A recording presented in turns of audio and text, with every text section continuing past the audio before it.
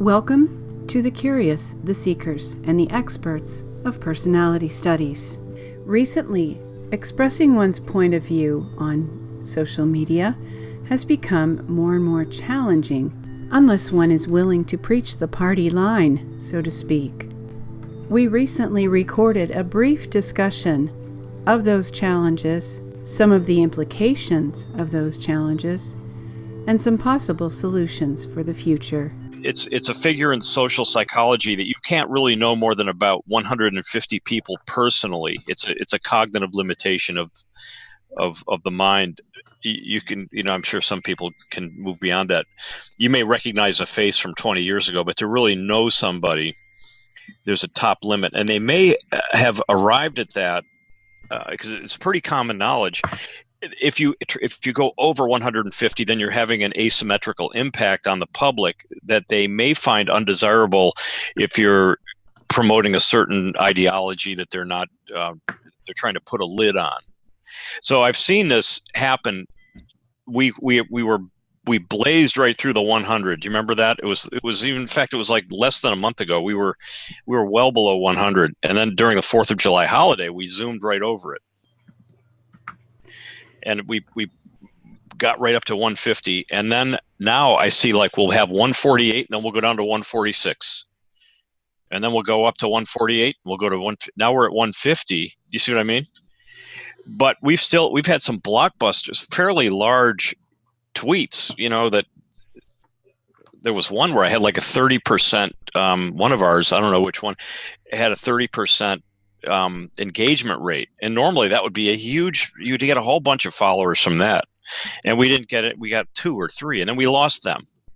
I don't know which ones we lost, but that's what I'm trying to do, is try to figure out a way to download the I know there's a way to do the to download a file of the followers, and then to actually contact them, the people that we lost, and see if we can build up a case for... Yeah, I don't think it's easy, because I think that there have been a number of people, that patriots and, liberty people, that have been discontinued on Twitter, and they rely on contacting somebody that's a widely known user that's a part of their user base to try to help them get their previous connections back on a new account.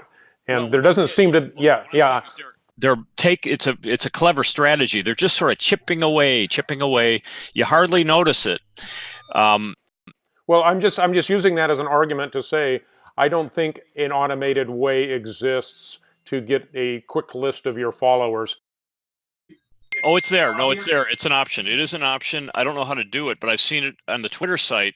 It says download, or maybe I Googled it, but I don't have the skills yet to do it. But there is a way to get an Excel, according to other people online. But the directions were vague, and it was like, click on this, and I couldn't see. I'm really stupid with computers. It's like I can't find anything, and I just couldn't follow the directions. Yeah, I think they make it difficult, if not impossible, for reasons that exactly why we're wanting to be able to rebuild and monitor, who has lost you. There are third-party applets that do that, and I've used them from time to time, but they keep restricting them. Twitter does. So they're third-party. I can't remember the name of them right now, but they've actually developed their own apps that allow you to basically get rid of inactive followers and stuff like that. But they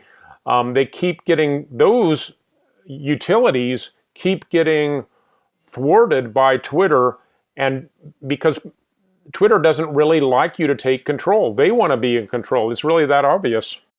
Yeah, but it's just part of the pushback from partisans. We're sort of free partisans, and this is Twitter to me is really important. It's Trump's press agency, really. And yeah. I wish they were more open-minded at Twitter, because it could be an American icon like NBC. It went up huge, really big today. Did you know that? No, did Twitter not. stock. Oh, it had not gigantic, but it was. I think it was up 10% at the open. I don't know where it's going to end up. What do you attribute that to? Well, earnings. Okay. But it's a ubiquitous. I mean, we talk about it every day. I mean, on the news, we, the collective, we. Yeah. Look who tweeted this and who tweeted that. I mean, we don't. I think it snuck up on us so slowly, but it has become the main area. YouTube. Nobody talks about the latest YouTube. Well, sometimes. And people get a personal investment in it. If I had it to do over again, I would have created an anonymous username, but I just use my name for my Twitter account, and so I kind of don't want to really put myself out there as much as I do. But it is what it is. I don't want to start from scratch because I've got a lot invested into it. It's everybody's using it, and that's I don't think that'll change. Yeah, when I say invested, I don't mean monetarily. I mean a lot of time into my own Twitter account. I'm kind of a fighter about that stuff, and it's they're finally turning attention to this antitrust thing, as well they should. Well, I remember in the early days of Q, I mean, might have been 6 months or less in, that Q said, we may lose Facebook, and thinking that there's going to be probably some kind of antitrust action against Facebook, but the implication in that context was Twitter, we will eventually be able to preserve and strip it of its partisan nature because it is such an effective town square tool. Yeah, well, Twitter could have been acquired by a GoFundMe not too long ago. I did a joke calculation. It's like, okay, if everybody chipped in $500 who voted for Trump, we could buy the company, literally, and it would be kind of an interesting. It would probably be a futile exercise. I don't know. I mean, I'm crazy about this stuff. It's like I know these are stupid ideas, but sometimes these ideas they work, and I'm ready to roll up my sleeves and battle Twitter.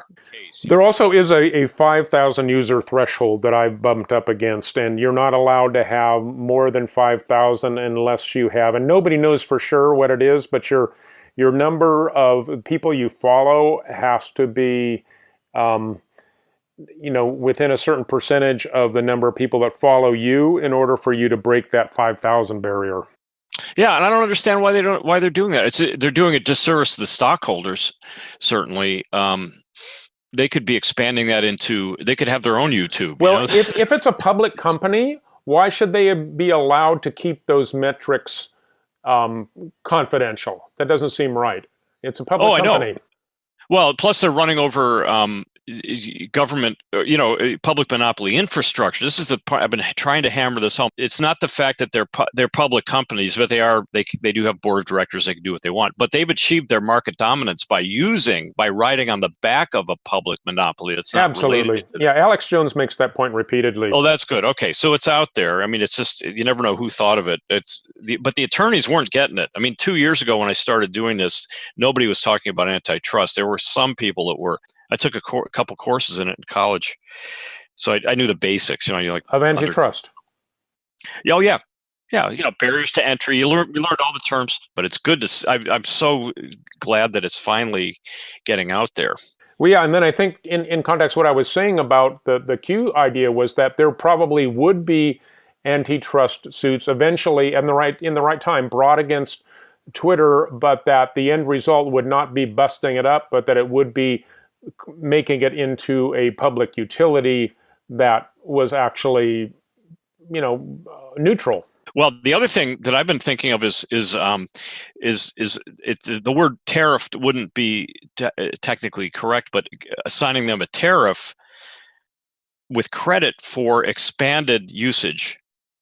Because what they're doing is they're restricting usage, which is just absolutely ridiculous. It's like if you wanted to watch ABC and they didn't let you do that, it's the whole thing is an interchange between people, and they're trying to restrict that flow. That's their service, and they're shooting themselves in the foot essentially. It makes no sense from an economic standpoint. Yeah, they're claiming, they're using that as a we're increasing the quality of your content by cutting off the white supremacists, or whoever they decide to label the bad guys. Yeah. Well, if they're even real.